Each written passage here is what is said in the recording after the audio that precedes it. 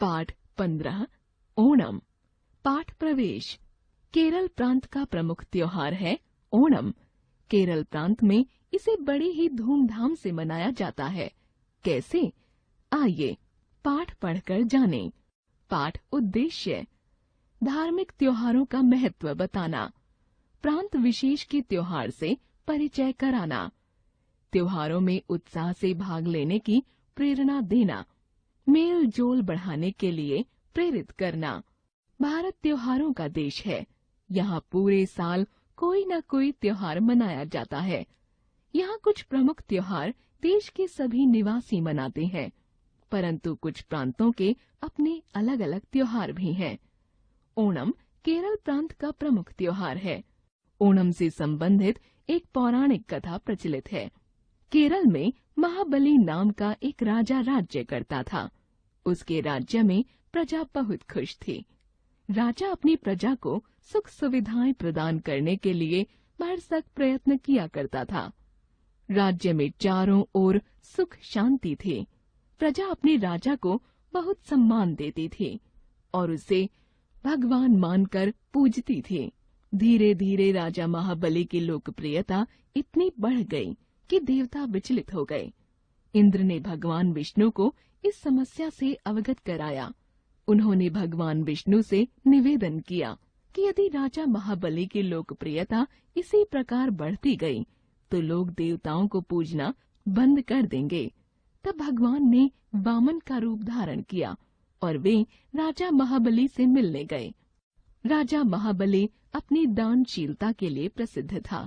वामन ब्राह्मण के वेश में राजा महाबली के पास पहुँचे। उन्होंने तपस्या करने के लिए महाबली से 3 पग भूमि दान में मांगी। राजा महाबली ने उन्हें 3 पग भूमि लेने की अनुमति दे दी। वामन ने विराट रूप धारण किया और एक पग में भूलोक तथा दूसरे पग में स्वर्गलोक नाप लिया। अब तीसरा पग रखने के लिए कोई स्थान ही नहीं बचा था।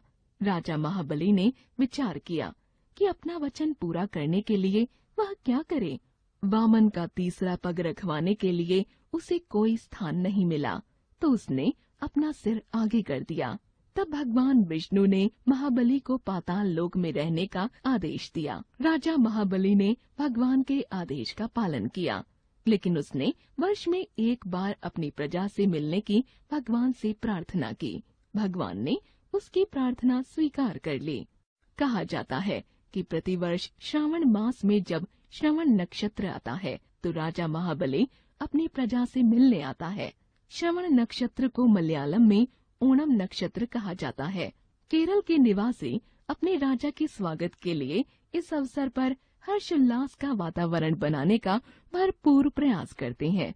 वे अपने राजा को प्रसन्न करने के लिए ही उत्सव का आयोजन करते हैं। ओणम के अवसर पर पूरे केरल में खुशी का वातावरण बना रहता है।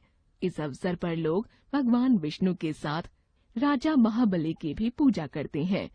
जगह जगह गीत संगीत, नृत्य, नाटिका आदि का आयोजन किया जाता है। हाथियों के जुलूस निकलते हैं तथा नावों की प्रतियोगिता होती है। बच्चे स्नान करने के उपरांत नए वस्त्र पहनते हैं। इसके बाद वे टोकरियों में फूल तोड़कर लाते हैं। इन फूलों से घर के आंगन में रंगोली बनाई जाती है। रंगोली के बीच में ही भगवान विष्णु तथा राजा महाबली की मूर्तियां स्थापित की जाती हैं। लोग विधि पूर्वक अपने भगवान की पूजा अर्चना करते हैं। शिक्षा। प्रत्येक त्योहार हर्षोल्लास के साथ मनाना चाहिए।